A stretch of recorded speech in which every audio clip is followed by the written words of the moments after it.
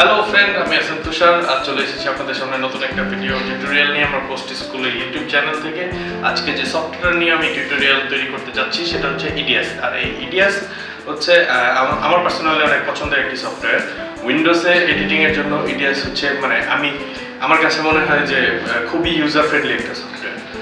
আর এটার মধ্যে অনেকে ভাবে যে হয়তো এটার মধ্যে বিভিন্ন ধরনের অনেক কিছুর ঘাটতি আছে, বা আই পার্সোনালি ফিল যে এটা দিয়ে সব করা সম্ভব। আপনি লাইক ইডিএস এর মধ্যে আপনি এনএলই করবেন, অর্থাৎ নন লাইনার এডিটিং করবেন, তারপরে এটাকে আপনি ভিঞ্চিতে বা অন্য কোনো সফটওয়্যারে কালারের জন্য নেবেন, সেটা ডেফিনেটলি পসিবল। বাট কিছু ট্রিক্স আছে, অন্যগুলিতে যেভাবে এক্সাম্পল করে নেয় এটাতে হয়তো এক্সাম্পল দিয়ে যাবে না, কিন্তু কিছু সিস্টেম আছে, সেটা আমি আপনাদেরকে পরবর্তী ধাপে দেখাবো। তো বেসিক্যালি আমার পার্সোনাল অপিনিয়ন হচ্ছে ইডিএস দিয়ে সব ধরনের এডিটিং সম্ভব। EDS edit anything. সো চলুন আমরা টিউটোরিয়ালটা শুরু করি। তো বন্ধুরা, আমরা প্রথমেই সফটওয়্যারটা ওপেন করে নিচ্ছি। সফটওয়্যারটা হচ্ছে ইডিএস 7, ইডিএস 8, ইডিএস 9, এর আগে আমরা ইউজ করেছি ইডিএস 6।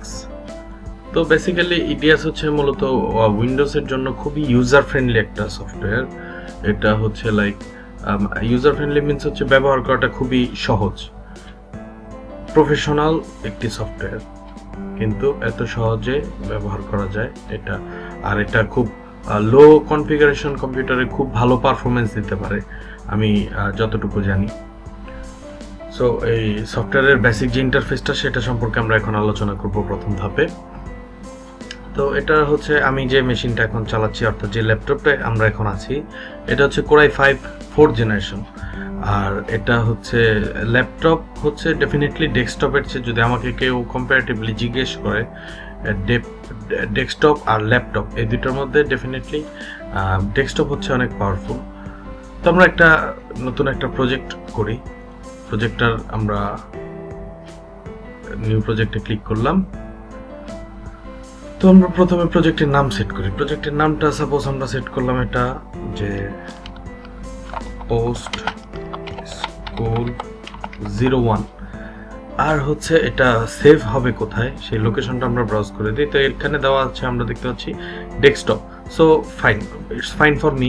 আপনারা যদি চান যে চেঞ্জ করবেন, দেন এটার মধ্যে ক্লিক করে ব্রাউজ করে এখান থেকে আপনি আপনার পছন্দ অনুযায়ী লোকেশনে সেভ করতে পারেন।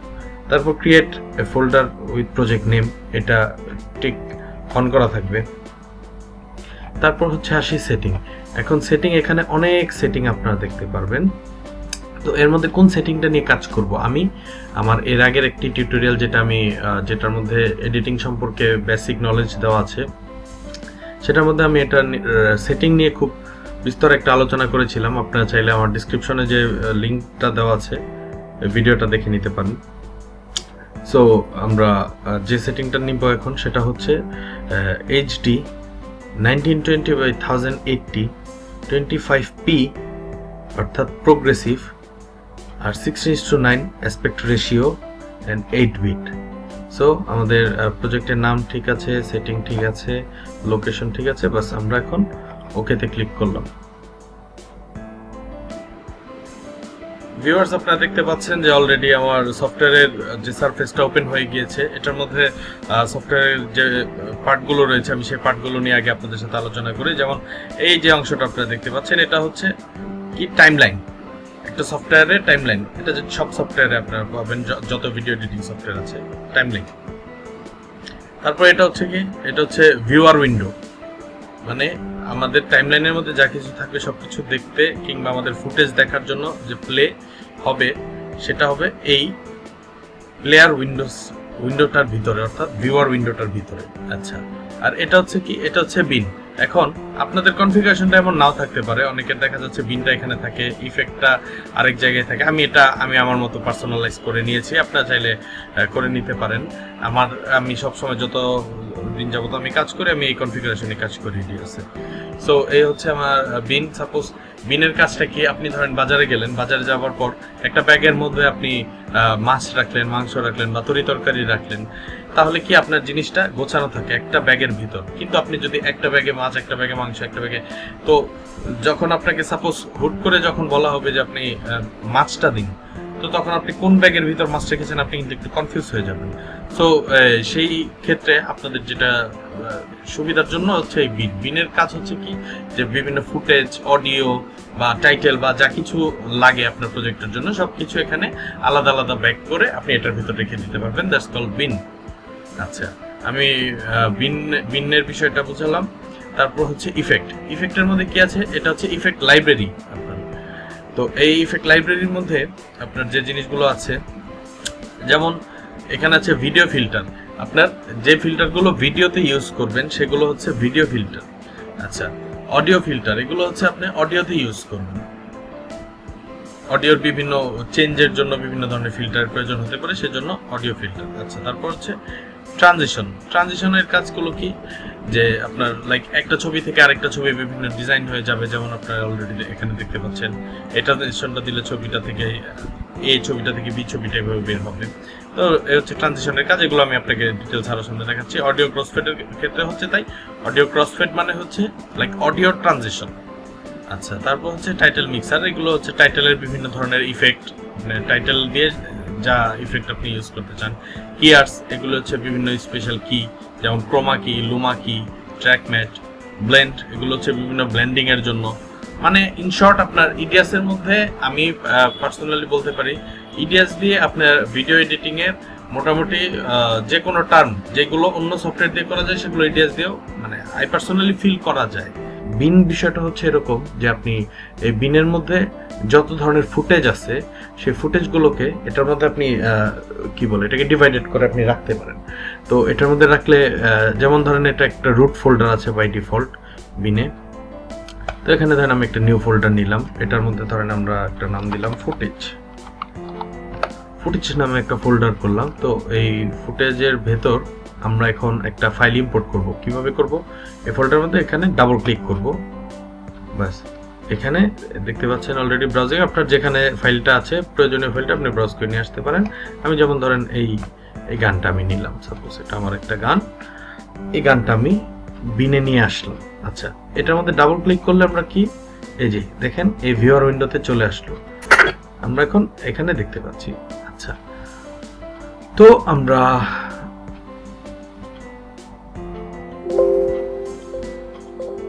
তো বেসিক্যালি আমরা যে কাজটা এখন করব যে বিন থেকে আমরা টাইমলাইনে নিয়ে আসবো, টাইমলাইনে নিয়ে এটা নিয়ে কাজ করব। আচ্ছা, তার আগে আমরা টাইমলাইনটা সম্পর্কে এখন বিস্তারিত আলোচনায় যাই। টাইমলাইনের মধ্যে কি কি জিনিস থাকে, যে এখানে দেখতে পাচ্ছেন যে লাইনগুলো, এই লাইনগুলো হচ্ছে এক একটা ট্র্যাক। যেমন এই ট্র্যাকটার শুরুতে আপনি দেখতে পাচ্ছেন 1VA, দ্যাট মিনস এক নাম্বার ট্র্যাক, যেটা VA অর্থাৎ ভিডিও এবং অডিও দুইটাই কন্টেন্ট করে, অর্থাৎ অডিও ভিডিও দুইটা সহ একটা ট্র্যাক।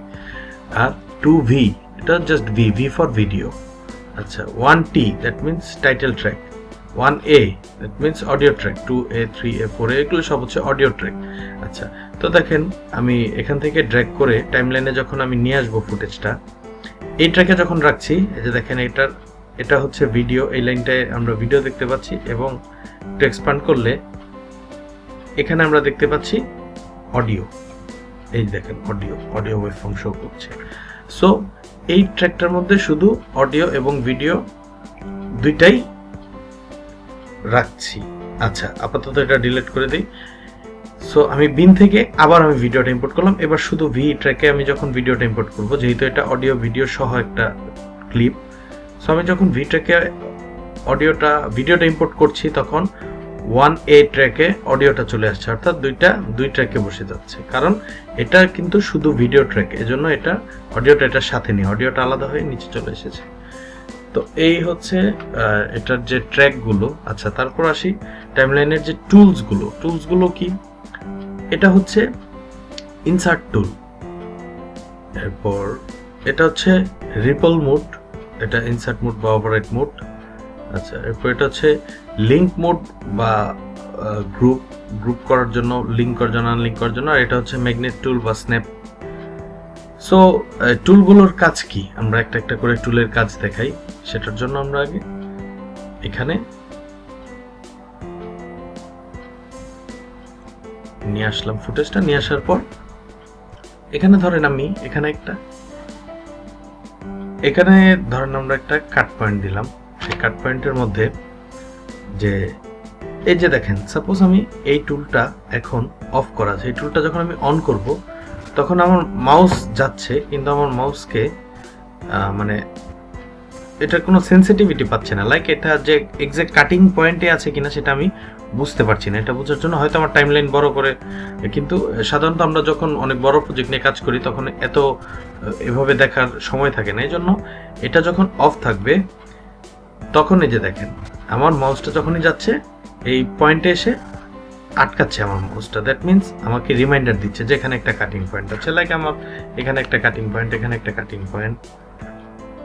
তো এই জায়গাগুলোতে আসলেই আমার মাউসটা এই অটো আটকে যাচ্ছে। সো এটা বুঝতে হবে যে এই টুলটার কাজ হচ্ছে লাইক মাউসটাকে কাটিং পয়েন্টে ইন্ডিকেট করা। আচ্ছা, এরপর লিঙ্ক আনলিঙ্ক, এটার কাজটা কি আমি আপনাদের দেখাই। সাপোজ আমি এখন ভিডিওটা শুধু রাখবো এবং অডিওটা ফেলে দিব, তাহলে অডিওটা আমি সিলেক্ট করলাম, এই ডিলেটে চাপ দিলাম, কিন্তু দুইটা একসাথে ডিলিট হয়ে গেল। আবার আনডো করি। আচ্ছা, আমি যে শর্টকাটগুলো এখন ইউজ করছি কাটিং দেওয়ার জন্য বা আনডো, এগুলো আমি সামনে আপনাদের বুঝিয়ে দিচ্ছি। তার আগে আমি আপনাদেরকে বেসিক এই টুলসগুলো সম্পর্কে আগে ধারণা দিয়ে নিই। আচ্ছা, তো এখন সাপোজ আমি ভিডিওটা ডিলিট করবো, ভিডিওটা সিলেক্ট করে ডিলিট করলাম, সেম দুইটা একসাথে চলে যাচ্ছে। সো এটাকে আমি আনলিঙ্ক করতে চাই, সেটার জন্য কি করতে হবে, এই যে দেখেন আমার এখানে এটা অফ করা আছে, এটা আমাকে অন করে দিতে হবে। অন করে দিলে তখন ভিডিও অডিও আনলিঙ্ক হয়ে যাচ্ছে আমার। সাপোজ আমি এখন ভিডিওটা ফেলে দিব, ভিডিও ফেলে দিলাম, অডিওটা রয়ে গেল, অথবা আমি এখন অডিওটা ফেলে দিব, ভিডিওটা রয়ে গেল, সেটাই কিন্তু হচ্ছে। আচ্ছা, সো আমি এখন আনডো করে ফেলি, আর এটা আপাতত লিঙ্ক থাকুক আমাদের কাজ বোঝার সুবিধার্থে। আচ্ছা, তারপর হচ্ছে রিপল মোড। রিপল মোড কি, এই যে সাপোজ আমাদের এখানে একটা কাটিং পয়েন্ট আছে, এখন আমি আরেকটা, এটা ধরেন এটা অন্য একটা ভিডিও, এই ভিডিওটা আমি যখন এখানে উপরে ট্র্যাকে এনে ইম্পোর্ট করছি দেখেন, তখন হচ্ছে এটা অফ আছে বলে এই নিচের ক্লিপটায় কোনো পরিবর্তন আসলো না। আচ্ছা, যদি আবার আনডো করি, যদি এটা অন থাকে মানে অফ থাকে, তখন আমি এটা আনলে দেখেন নিচের ক্লিপটা সরে পিছনে চলে গিয়েছে। সো আমি এই ক্লিপটা, এই রিপল মোড সম্পর্কে আমি বোধহয় আপনাদের কিছুটা ধারণা দিতে পেরেছি। আচ্ছা, তো তারপর চলে আসি হচ্ছে ইনসার্ট মোড এবং ওভাররাইট মোড নিয়ে। সো ইনসার্ট মোড ওভাররাইট মোডের কাজ কি, ধরেন এখানে একটা কাটিং পয়েন্ট, এখানে একটা কাটিং পয়েন্ট, তারপর এখানে ধরেন একটা কাটিং পয়েন্ট। এখন আমি একটু এটার জন্য আমি টাইমলাইনটা ছোট করে দেখাচ্ছি, তাহলে আপনাদের বুঝতে সুবিধা হবে। এখন ধরেন আমি এই ক্লিপটা এই মাঝে এনে রাখলাম, আর আমার এখানে ইনসার্ট মোড দেওয়া আছে, তখন এটা যখন আমি ছেড়ে দেব দেখেন এই ক্লিপটা এই জায়গাটুকু নিয়ে বসে গেল এবং এই ক্লিপটাকে কিন্তু পেছনে সরিয়ে দিল। অর্থাৎ আপনার টাইমলাইনে এখানে যদি আরো কোনো কিছু থাকতো সেগুলো সহ সরে যেত এন্ড এটা এসে বসে যেত। আচ্ছা, আর যদি এটা আমি ইনসার্ট মোডের জায়গায় ওভাররাইট মোড দেওয়া থাকে, তখন যদি আমি এটাকে ড্র্যাগ করে এটা এখানে এনে ছেড়ে দিই, দেখেন ওই ক্লিপটা কিন্তু উধাও, দ্যাট মিনস ওই ক্লিপটার উপর এটা রিপ্লেস করে ফেলেছে, ওভাররাইট করে ফেলেছে। সো এই হচ্ছে ওভাররাইট মোড এবং ইনসার্ট মোডের ডিফারেন্স। সো আমি পার্সোনালি আমি এই জায়গাটায় যে সেটিংটা আমি সবসময় কাজ করার সময় রাখি সেটা হচ্ছে এটাকে আমি ইনসার্ট মোডে রাখি, এটা অফ রাখি, আর এই দুটো অন রাখি। এভাবে আমি কাজ করি। যখন আমার প্রয়োজন হয় তখন আমি এটা ক্লিক করে অডিও ভিডিও আলাদা করার জন্য এটা, বা আপনি চাইলে এই সেটিংটা রাখতে পারেন যে এই তিনটা হচ্ছে অন করা আর এটা হচ্ছে অফ করা। সো এভাবে আপনি রাখতে পারেন, এটা খুবই পারফেক্ট একটা সেটিং। তো আমরা মোটামুটি এই টুলসগুলো সম্পর্কে জানতে পারলাম। আচ্ছা, এবার আসি আমি আপনাদের কাছে শর্টকাট নিয়ে। শর্টকাটগুলোর আমি শুরুতে একটা জিনিস বলে রাখছি, সেটা হচ্ছে যে যে কোনো সফটওয়্যারে শর্টকাট কাস্টমাইজ করার অপশন আছে।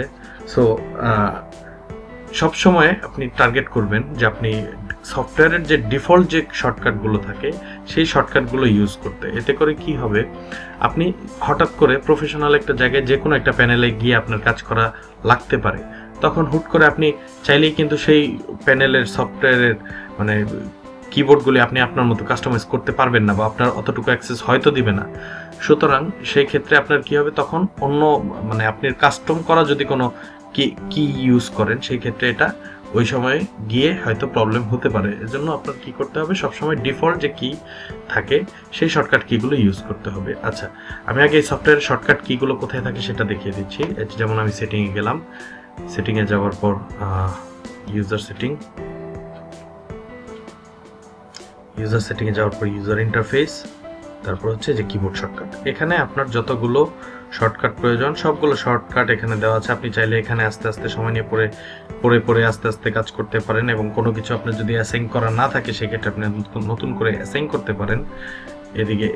এদিক থেকে আপনি সব ধরনের শর্টকাট আপনি আপনার মতো কাস্টমাইজ করে নিতে পারেন, এটা আপনার সুবিধার্থে। তবে আমি পার্সোনালি আপনাকে সাজেস্ট করব যে কোনো শর্টকাট কখনোই কাস্টমাইজ করবেন না, বাই ডিফল্ট যেগুলো দেওয়া আছে সেগুলো নিয়েই সবসময় কাজ করবেন। আচ্ছা, তো আমি আপনাদেরকে একটা করে শর্টকাট দেখিয়ে দিচ্ছি। প্রথমে আমি দেখাই যে আমি যে ক্লিপটা নিয়ে আসলাম, ক্লিপটা নিয়ে আসার পর আমি এটার কাটিং পয়েন্ট দেব।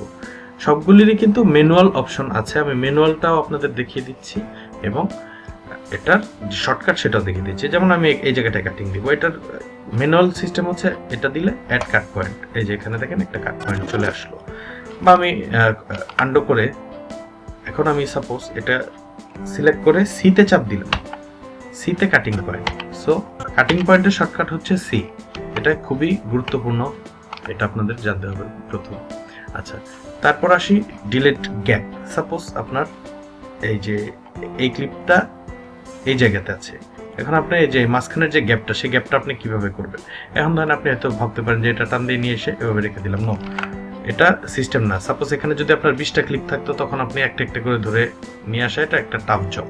সো এক্ষেত্রে কি করতে হবে, যে ফার্স্ট যে ক্লিপটা থাকবে সেই ক্লিপটাকে সিলেক্ট করবেন, সিলেক্ট করে ব্যাক স্পেস ক্লিক করবেন, দেখবেন টোটাল টাইমলাইনে যা কিছু আছে সব কিছু এসে অ্যাটাচ হয়ে যাবে, অর্থাৎ আপনার গ্যাপটা ডিলিট হয়ে যাবে। আচ্ছা, তারপর আপনাকে দেখাই ইন আউট এর শর্টকাট। সাপোজ আপনার একটা প্রোডাকশন রেডি হয়ে গেছে, এখন আপনি এক্সপোর্ট দিবেন। তো এক্সপোর্ট দেওয়ার আগে আপনাকে অবশ্যই ইন আউট মার্ক দিতে হবে, যেমন I for in, O for out. In out দিয়ে আপনি চাইলে এখান থেকে এক্সপোর্ট দিতে পারেন, কিন্তু এই ইন আউট মার্ক এটা শুধু যে এক্সপোর্টের জন্য ব্যবহার করা হয় সেই ক্ষেত্রে না, অনেক ক্ষেত্রে ব্যবহার করা যেতে পারে। যেমন ধরা যায় যে আপনি এই জায়গা থেকে এই জায়গা পর্যন্ত যা আছে এটুকু আপনি শুধু ফেলে দিবেন, তাহলে সেটার জন্য আপনি কি করতে হবে, এই যে প্রথমে ইন আউট মার্ক দিলে, মার্ক দেওয়ার পর অল্টার ডি, দেখেন মাঝখানের যতটুকু ছিল সেটুকু কিন্তু ডিলিট হয়ে গেছে। আই রিপিট, ইন আউট দেওয়ার পর অল্টার ডি, তাহলে মাঝখানের যতটুকু জায়গা থাকে সেই জায়গাটুকু ফুটেজটুকু ডিলিট হয়ে যায়, যা কিছু থাকবে এই ইন আউটের ভেতর, অর্থাৎ অডিও কিংবা টাইটেল সব এখান থেকে ডিলিট হয়ে যাবে। আচ্ছা, তারপর আমার একটা বেসিক যে শর্টকাটগুলো সেগুলো আগে আপনাদেরকে আমার, আচ্ছা, আর এই ইন আউট আপনি ওঠানোর জন্য অল্টার আই অল্টার ও, তাহলে ইন আউট চলে যাবে। আচ্ছা, বেসিক যে শর্টকাট, কিছু শর্টকাট থাকে সব সফটওয়্যারের জন্য, এটা সাধারণত শর্টকাট থাকে, লাইক শুধু ভিডিও এডিটিং এর জন্য না, ভিডিও এডিটিং এর বাইরেও আপনি এই শর্টকাটগুলো ইউজ করা অনেক সময় করা লাগে। যেমন ধরেন আপনি একটা কোনো কিছু কপি করতে হলে কন্ট্রোল সি, তারপর হচ্ছে কোনো কিছু কাট করতে হলে কন্ট্রোল এক্স, কোনো কিছু পেস্ট করতে হলে কন্ট্রোল ভি, তারপর হচ্ছে আপনি কিছু ডিলিট করতে হলে ডিলিট প্রেস করবেন, আন্ডো করতে হলে কন্ট্রোল জেড, আবার রিডও করতে হলে কন্ট্রোল শিফট জেড অথবা কন্ট্রোল ওয়াই। তো এটা হচ্ছে আপনার, এইগুলো হচ্ছে আপনার খুবই বেসিক শর্টকাট। আচ্ছা, এবার আসি আমরা, সাপোজ আমাদের এখানে একটা ক্লিপ আছে, এই ক্লিপটার আমরা প্রথমে এটার ফুটেজ টু প্লে দিয়ে দেখি।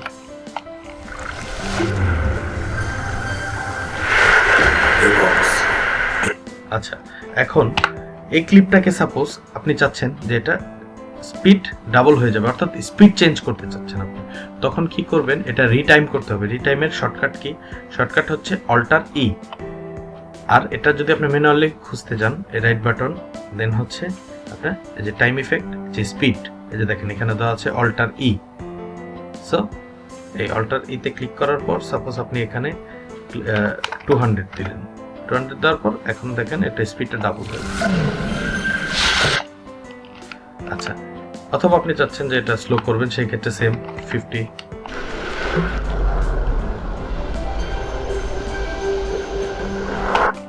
সো এই হচ্ছে বেসিক্যালি রিটাইমের কাজ। তারপর হচ্ছে যে জাম্প টু ফ্রেম যে একটা শর্টকাট আছে, জাম্প টু ফ্রেমটা আমি আপনাদেরকে আগে বুঝিয়ে দিচ্ছি। যেমন ধরেন এই যে ভিডিওটা আছে, এখন আপনার এই যে আমি প্রথমে প্লে দিই, যে সাপোজ আমি এটা প্রথমে যে ইন্ট্রোটা আছে, যে ইন্ট্রোটা আমরা দেখতে পাচ্ছি, এই ইন্ট্রোটা থাকবে না, ইন্ট্রোর পর থেকে যেখান থেকে গানটা শুরু সেখান থেকে রাখবো।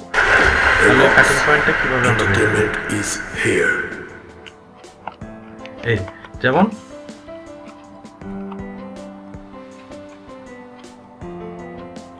এখানে কিন্তু আমরা কাটিং পয়েন্টটা ধরতে, একুরেট কাটিং পয়েন্টটা ধরতে পারছি না, যে শুরু হয়ে যাচ্ছে। সুতরাং আমরা কোন ফ্রেমে যেতে হবে, এটার জন্য আমাদের যে কিবোর্ডের যে আপ ডাউন লেফট রাইট যে এরোটা আছে, সেই এরোটা আমরা ক্লিক করলে, অর্থাৎ লেফটে যখন ক্লিক করব আমরা দেখেন ফ্রেম টু ফ্রেম ব্যাকে আসতে পারছি, জাম্প টু ফ্রেম হচ্ছে, বা ফ্রেম টু ফ্রেম আমরা ফরওয়ার্ড যেতে পারছি। ফ্রেম টু ফ্রেম এটার জন্য হচ্ছে রাইট অ্যারো, আর লেফট অ্যারো হচ্ছে ফ্রেম টু ফ্রেম ব্যাকে আসার জন্য। আচ্ছা, তো এটা একটা শর্টকাট আমরা জানতে পারলাম। তারপর হচ্ছে জাম্প টু কাট। এখন দেখা গেল যে আপনার এখানে আপনার টাইমলাইনে প্রায় অনেকগুলো কাটিং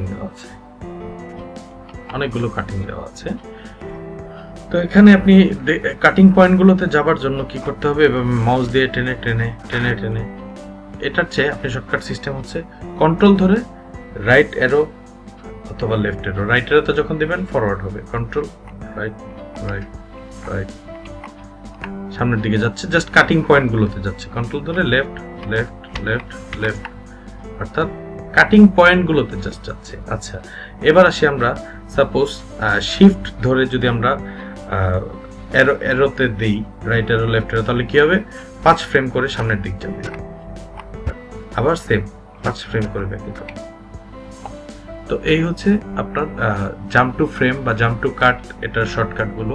আচ্ছা, তারপর আসি টাইমলাইন ছোট করা বড় করা। টাইমলাইন ছোট করা বড় করার জন্য কি করতে হবে, সাপোজ আমি কন্ট্রোল মাইনাস দিব, টাইমলাইন ছোট হবে, কন্ট্রোল প্লাস দিব, টাইমলাইন বড় হবে, অথবা কন্ট্রোল ক্লিক করে যখন আমরা মাউসের রোলারটা উপর দিক ঘোরাবো তখন ছোট হবে, আবার নিচের দিক দিলে বড় হবে।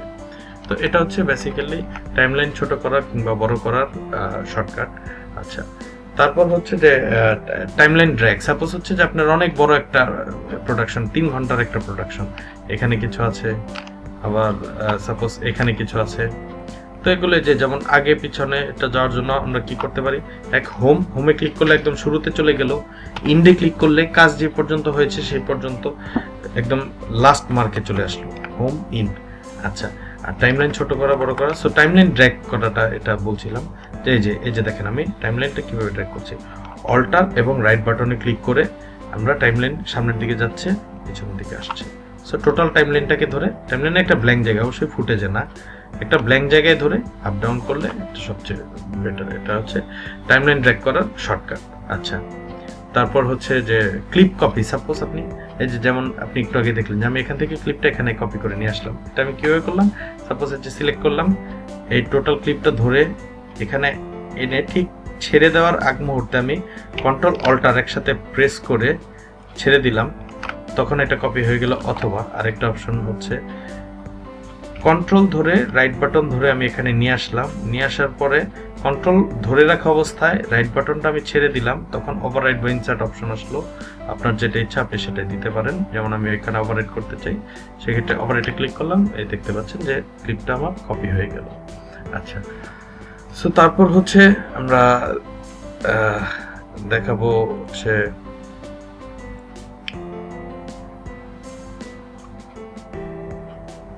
ক্লিপ জাম্প করা। আচ্ছা, ক্লিপ জাম্প যেমন অনেক সময় দেখা যায় যে আমরা সাপোজ নিচে একটা অডিও আছে, অডিওর সাথে কোনো কারণে সিঙ্ক হচ্ছে না আমাদের একটা ফ্রেম, বা এটা বিভিন্ন সিচুয়েশনে হতে পারে, যে আমরা জাস্ট এই ক্লিপটা ধরে ফ্রেম টু ফ্রেম সরাবো। এখন মাউস দিয়ে কিন্তু আমরা একটা ফ্রেম টু ফ্রেম সরাতে পারবো না, আমাদের একটু না একটু মিস্টেক হবে, কিন্তু ফ্রেম টু ফ্রেম ক্লিপটা ধরে সিলেক্ট করে সরানোর জন্য সেটা আমাদের কি করতে হবে, যেমন ক্লিপটা জাম্প করাতে হবে, এটার জন্য আমাদের যে এই যে বাটনটা ক্লিক করলে এদিক যাচ্ছে, আবার এই বাটনটায় অর্থাৎ যে ফুল স্টপের যে বাটনটা সেটা যখন আমরা ক্লিক করব তখন ক্লিপটা রাইটে যাচ্ছে অর্থাৎ ডানে যাচ্ছে, আর যখন কমা বাটনে ক্লিক করব তখন এটা লেফটে যাচ্ছে।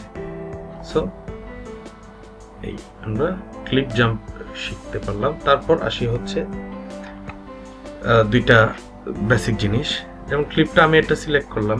সিলেক্ট করার পরে যে ইনফরমেশনে গেলে এখানে দেখবেন লেআউটারে ঢুকলে এটার ভিতর বিভিন্ন ধরনের, আপনি সাপোজ আপনি যদি ক্লিপটা মোশন করতে চান কিংবা ক্লিপটা কোনো কারণে ক্রপ করতে চান, যে উপর থেকে ক্রপ হবে বা ক্লিপটা একটু জুম হবে, আপনি এখান থেকে যে কোনো ধরনের বেসিক মোশন এখান থেকে আপনি করতে পারবেন।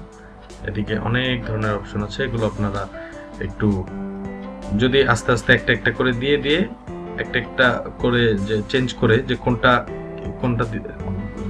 চেঞ্জ করলে কি হচ্ছে, এগুলো যখন আপনারা আস্তে আস্তে প্র্যাকটিস করবেন তখন আপনাদের এটা সম্বন্ধে লেআউটার সম্বন্ধে আরো ধারণা হয়ে যাবে। লেআউটারের শর্টকাট আমি বলে দিচ্ছি। লেআউটারের শর্টকাট হচ্ছে F7। F7 এ ক্লিক করলে লেআউটার চলে আসছে। আচ্ছা, তো বেসিক্যালি হচ্ছে যে আমি আপনাদের একটা জিনিস বলি, সেটা হচ্ছে যে আমি হয়তো আপনাদেরকে দিক নির্দেশনা দিতে পারবো, বা আমি যেভাবে কাজ করি, যে শর্টকাটগুলো ইউজ করি সেগুলো হয়তো আমি আপনাদেরকে বলতে পারবো, বাট ক্রিয়েটিভিটি সবসময় আপনার নিজস্ব করতে হবে। অর্থাৎ হচ্ছে যে ক্রিয়েটিভিটি ইজ ইয়োর্স। আচ্ছা, তো আমরা এরপর আসি আরেকটা অপশনে, যে সাপোজ মাল্টিক্যাম কি, ধরেন এই ট্র্যাকে একটা ফুটেজ আছে, এই ট্র্যাকে একটা ফুটেজ, হ্যাঁ, ধরেন এটা এক ক্যামেরায় শুটিং করা, এটা আরেক ক্যামেরায় শুটিং করা। এখন আমরা আলাদা আলাদা করে সিঙ্ক করব, সিঙ্ক করার পরে একটু করে শর্ট কাটবো, আবার নিয়ে আসবো, অত সাপোজ আমাদের সাথে সময় নেই, শর্টকাটে আমাদের এটা মাল্টিক্যাম এডিট করতে হবে। তখন আমরা কি করব, F8 অথবা মাল্টিক্যাম হচ্ছে যে মোড, এই যে মাল্টিক্যাম F8 দেখতে পাচ্ছেন।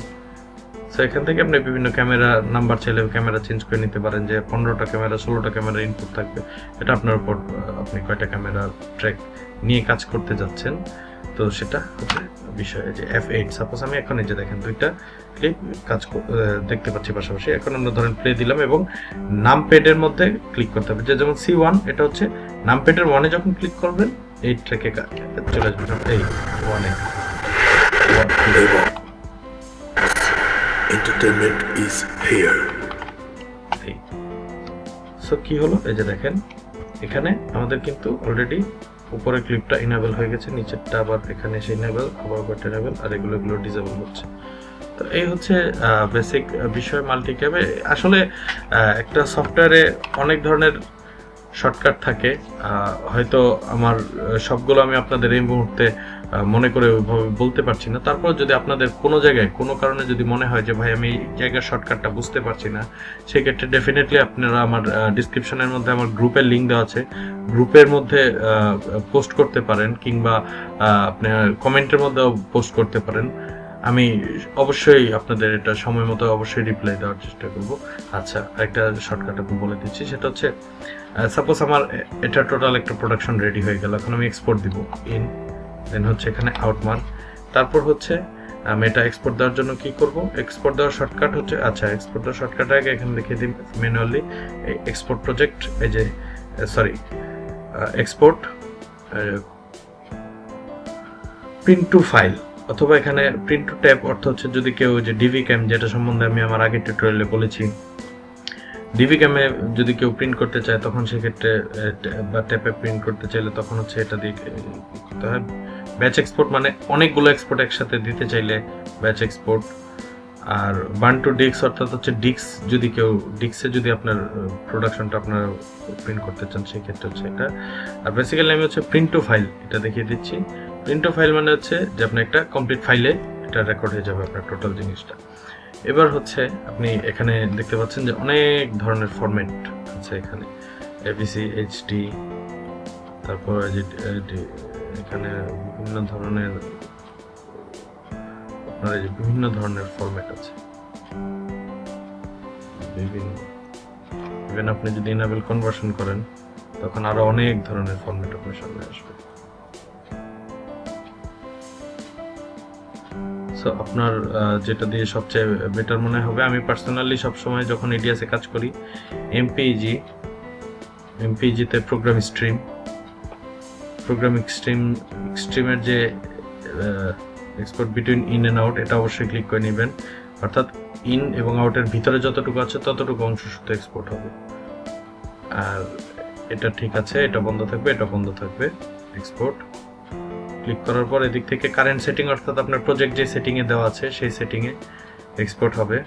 তারপর হচ্ছে সাপোজ আপনার এদিক থেকে কোয়ালিটি, এদিকে হাই কোয়ালিটি, সুপার ফাইন বা ফাইন দিতে পারেন। এরপর এখানে হচ্ছে সবচেয়ে ভালো রেজুলেশনের জন্য ATM, হ্যাঁ। এই আর অডিওর এখানে যা আছে তাই থাকবে, এটা কখনোই চেঞ্জ করবেন না। এটা চেঞ্জ করলে অনেক সময়, যেমন এখানে কি আছে, dual channel joint stereo. So dual channel যখন দিবেন তখন একটা সাপোজ একটা গানের কিছু যদি থাকে তো গানটা আপনার এটা অটোমেটিক মনো হয়ে যাবে। জয়েন্ট স্টেরিওর ক্ষেত্রে সেম মনো হয়ে যাবে। সুতরাং এই অডিও সেটিংটা ডিফল্ট যেটা দেওয়া আছে এটা আপনারা দরকার হলে নোট করে রাখতে পারেন, এটাই দিয়ে দিবেন সবসময়। আর আপনি যেখানে সেভ করতে চান সেই লোকেশন দিয়ে দিলেন, যে ফাইলের নাম দিয়ে আপনি সেভ করতে চান সেই ফাইলের নাম দিয়ে সেভে ক্লিক করলে এটা এই অটোমেটিক এক্সপোর্ট শুরু হয়ে যাবে। দেন এক্সপোর্ট হয়ে আপনার একটা কমপ্লিট ফাইল রেডি হয়ে যাবে। তো বেসিক্যালি বিষয় হচ্ছে যে আমি আমার এইটুকু সময়ের ভিতরে আমি যতটুকু পেরেছি আপনাদের বোঝানোর চেষ্টা করেছি। তারপর যদি আপনারা কোনো জায়গায় কোনো কারণে যদি মনে হয় যে বুঝতে পারছেন না, আমাকে কমেন্ট করবেন এবং ইডিয়াসের সামনে আরও টিউটোরিয়াল আমি দিব আপনাদেরকে।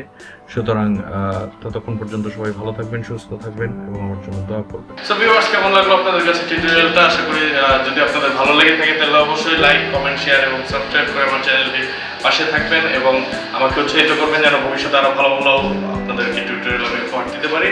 সো আজ এই পর্যন্তই। সবাই ভালো থাকবেন, সুস্থ থাকবেন। আসসালামু আলাইকুম।